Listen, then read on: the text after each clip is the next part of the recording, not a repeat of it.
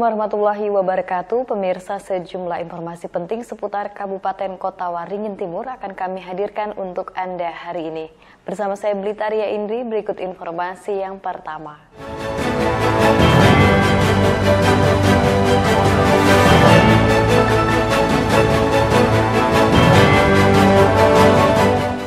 Pemirsa, Badan Pengawas Pemilihan Umum Kabupaten Kota Waringin Timur mengajak awak media untuk melawan disinformasi yang rawan terjadi menjelang pelaksanaan pemilu 2024. Media diharapkan dapat menyebarluaskan informasi aturan dalam pelaksanaan pemilu.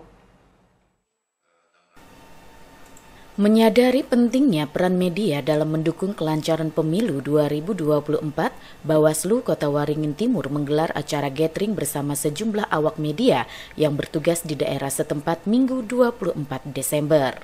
Kegiatan yang dibuka oleh Ketua Bawaslu Kota Waringin Timur Muhammad Natsir ini turut dihadiri dua komisioner Bawaslu lainnya, yakni Salim Basyaib dan Dedi Irawan.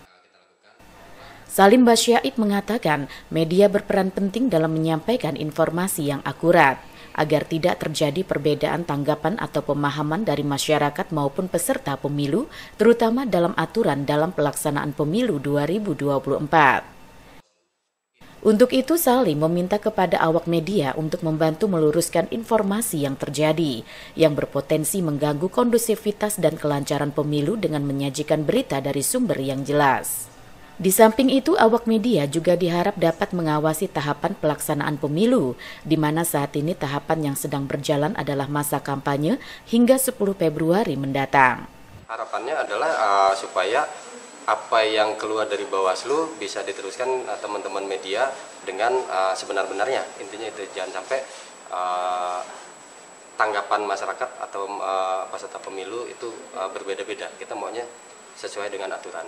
Saat ini kan tahapan kampanye, jadi harapannya adalah teman-teman media bisa menginformasikan kepada kami terkait kampanye di wilayah-wilayah mungkin teman-teman media ikutin, bisa sampaikan kepada Bawaslu. Upaya pencegahan kita perlukan, informasi dari Bawaslu juga diperlukan, di-share ke teman-teman media untuk disampaikan ke masyarakat maupun ke peserta pemilu supaya bisa mencegah dari dugaan pelanggaran yang ada. Bawaslu Kota Waringin Timur juga mengajak masyarakat untuk bersama-sama mengawasi jalannya pemilu. Jika mengetahui atau menemukan adanya dugaan pelanggaran, diharap dapat melaporkannya ke Bawaslu maupun Panwaskam setempat. Mashud Badarudin, Hayat TV. Memperingati Hari Ibu tahun 2023, Rodatul Atfal Melati Ketapang, Sampit, Kabupaten Kota Waringin Timur menggelar lomba membuat tumpeng khas Dayak. Lomba ini, pemirsa, juga menjadi salah satu cara dalam melestarikan dan mempopulerkan makanan tradisional khas Dayak. Tidak sedikit masyarakat khususnya di Kabupaten Kota Waringin Timur belum mengetahui apa itu tumpeng khas Dayak. Untuk mempopulerkan makanan tradisional khas Dayak tersebut, RA Melati Sampit menggelar lomba membuat tumpeng Dayak. Lomba ini digelar dalam rangka memperingati Hari Ibu yang ke-95 tahun 2023. Peserta lomba tumpeng Dayak merupakan orang tua murid RA Melati Sampit yang terbagi menjadi 6 kelompok peserta. Benar saja, dalam penilaian yang dilakukan oleh 2 orang juri pada Sabtu 23 Desember, ternyata sebagian besar peserta belum mengetahui apa itu tumpeng Dayak atau panginan sukup simpan. Berbeda dari nasi tumpeng Nusantara yang berbentuk kerucut, ciri utama dari nasi tumpeng khas Dayak berbentuk menyerupai kayu atau bambu yang merupakan potensi alam Pulau Kalimantan. Selain itu, di dalam tumpeng tersebut berisikan sejumlah makanan tradisional khas Dayak, termasuk 1 ekor ayam rebus utuh serta adanya jajanan tradisional.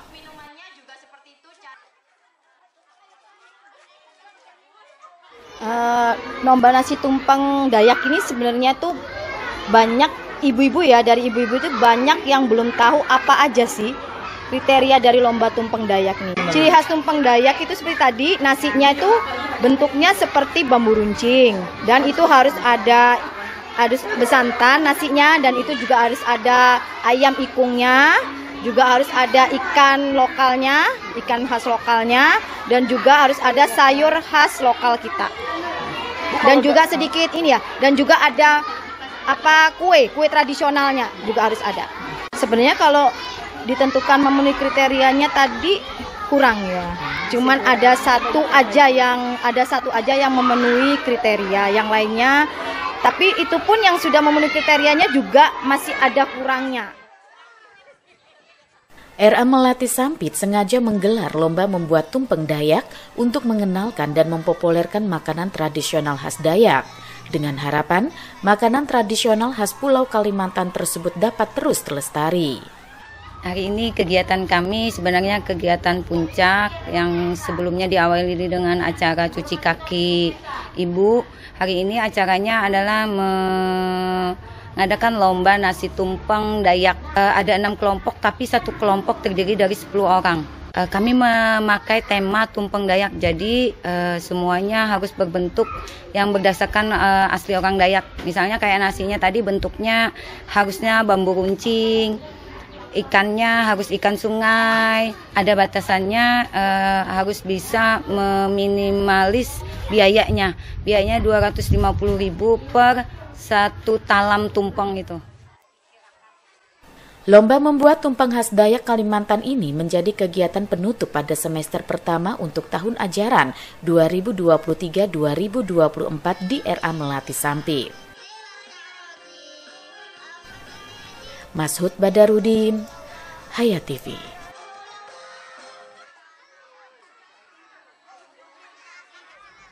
Pemirsa, seorang mahasiswi Universitas Kristen Krida Wacana Ukrida Jakarta tewas di Sampit, Kabupaten Kota Waringin Timur usai menenggak miras jenis wine oplosan yang diracik seorang pegawai Laboratorium Teknologi Bioproses di salah satu perguruan tinggi di Surabaya. RA dan AS harus berurusan dengan hukum terkait tewasnya seorang mahasiswi jurusan kedokteran gigi Ukrida Jakarta bernama Winda Kristina Jayanti Pakpahan berusia 21 tahun. Korban meninggal pada Agustus 2023 lalu usai menenggak miras oplosan jenis wine yang didapat dari tersangka RA.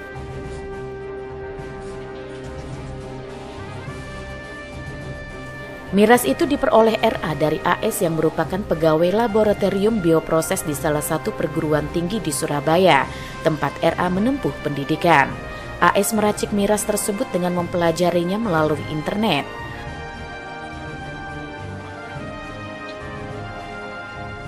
Kejadian bermula saat korban dan RA yang sedang menjalani masa libur kuliah di Sampit bertemu di kediaman RA di Kecamatan Baamang pada 16 Agustus 2023 malam.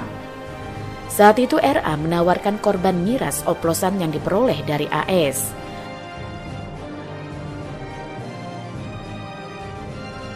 Setelah beberapa kali menenggak miras, korban mengalami pusing hingga muntah. Malam itu juga tersangka RA yang tidak ikut minum miras kemudian mengantar korban pulang ke rumahnya.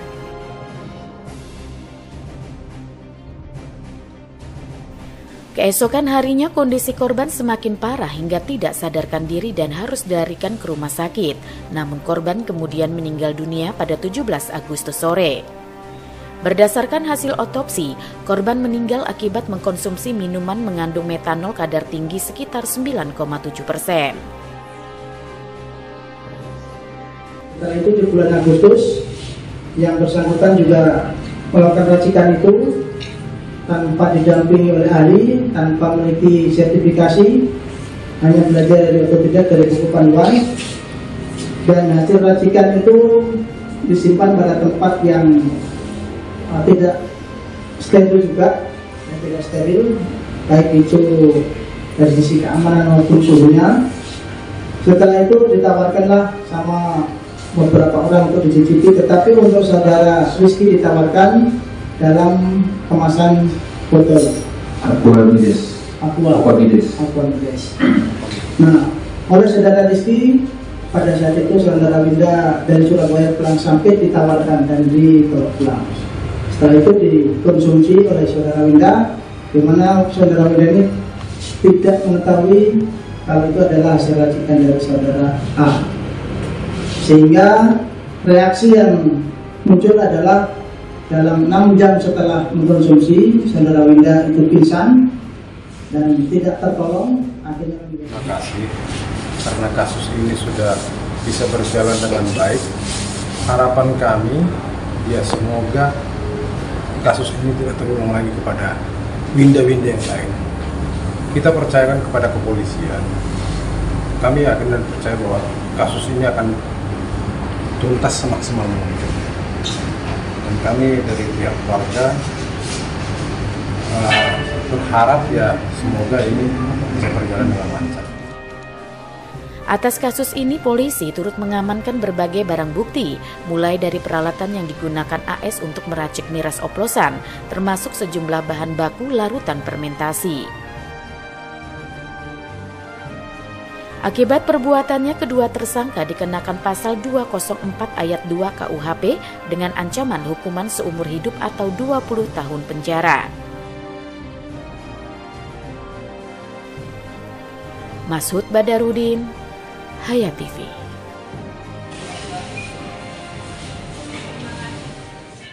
Pemirsa, Polres Kota Waringin Timur resmi menetapkan 2 orang berinisial RA dan SA yang menyebabkan tewasnya seorang mahasiswi kedokteran asal Sampit setelah direcoki minuman hasil racikan yang mengandung metanol dengan kadar tinggi.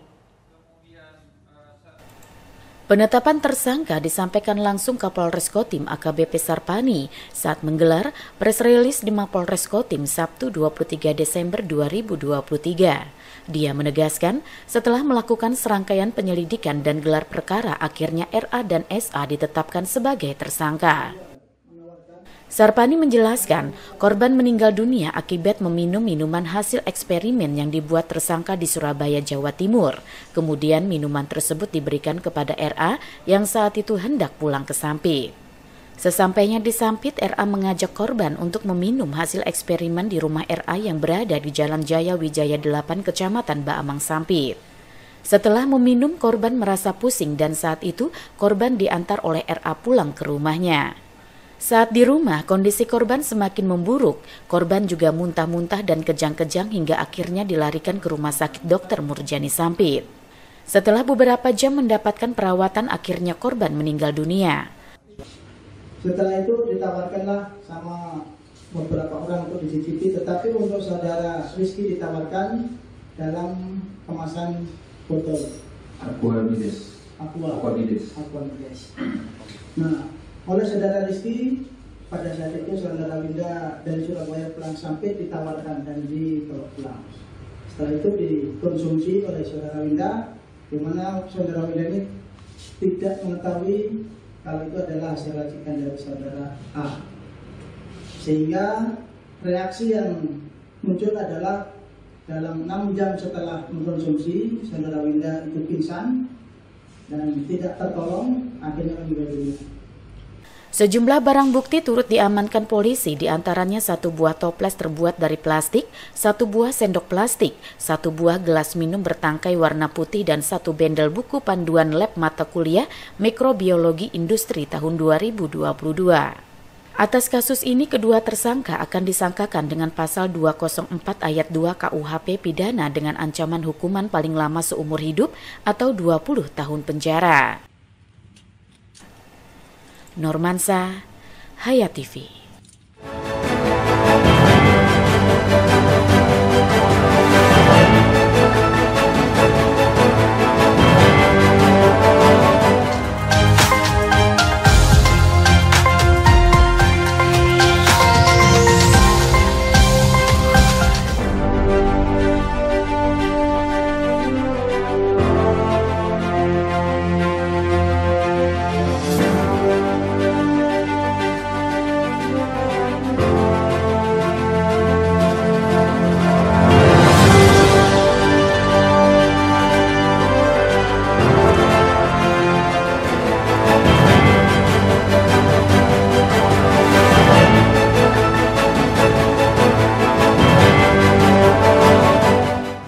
Pemirsa, pemerintah Kabupaten Kota Waringin Timur bersama Forum Koordinasi Pimpinan Daerah menjamin keamanan perayaan Natal di daerah setempat.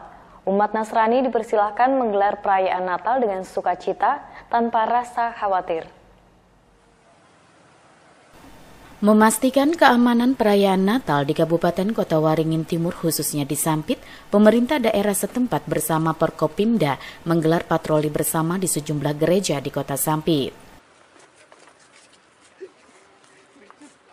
Patroli bersama ini untuk menunjukkan jika pemerintah hadir dalam memberikan jaminan keamanan dan kelancaran perayaan Natal bagi umat Nasrani.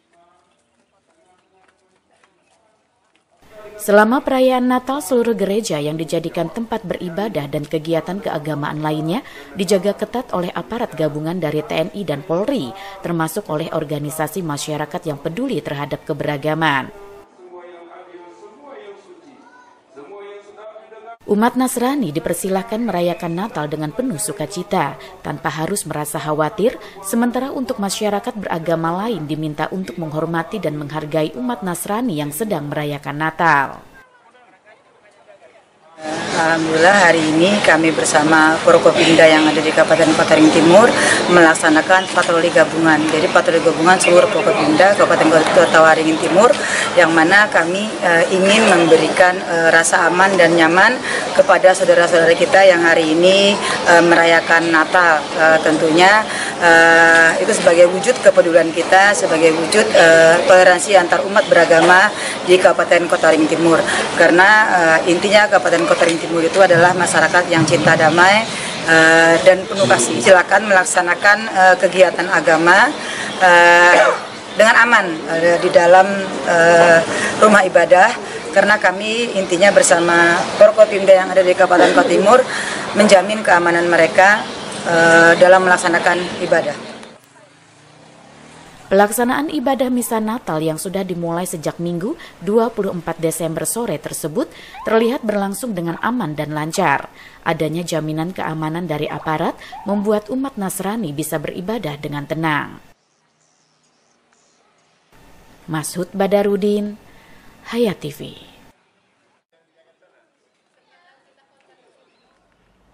Pemirsa, Camat Tualan Hulu, Kabupaten Kota Waringin Timur, Atmadi Sastra menggelar open house dalam rangka merayakan Hari Natal tahun 2023 di kediaman pribadinya di Jalan Tidar Sampit pada 25 Desember kemarin.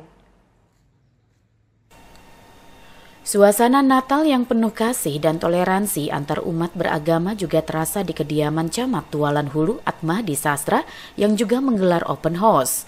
Silih berganti para tamu berdatangan guna merayakan Hari Natal tahun 2023. Atmadi bersama istri menyambut dengan penuh keramahan dan kehangatan kepada setiap tamu yang hadir.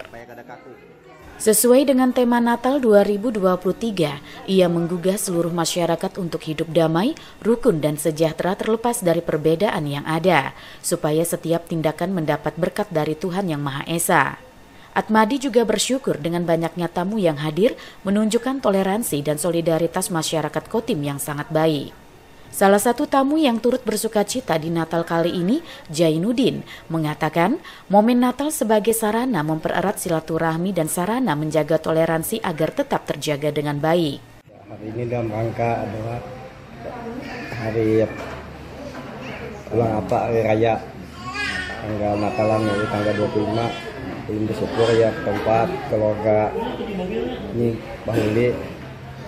Lagi untuk terima kasih kami bisa berkunjung ke tempat ke rumah Sidin sehingga kami bisa bersilaturahmi dan menjalin persahabatan dan persatuan. Itu yang saya sampaikan. Sedangkan menurut Atmadi, toleransi adalah awal dari perkembangan. Dengan toleransi membawa masyarakat untuk tetap bersama dan kebersamaan adalah suatu kekuatan. Walaupun kita ada perbedaan, tapi disitulah kita mampu menunjukkan bahwa ini adalah satu kesatuan dan perbedaan itu indah. Dalam perbedaan itu mewujudkan suatu toleransi, dan toleransi itu adalah bentuk kasih dalam firman Tuhan. Kita harus bisa berbagi berkat, semoga saluran berkat ini berdampak kepada masyarakat. Nah, kami ucapkan syukur, terima kasih pada hari ini penuh sukacita.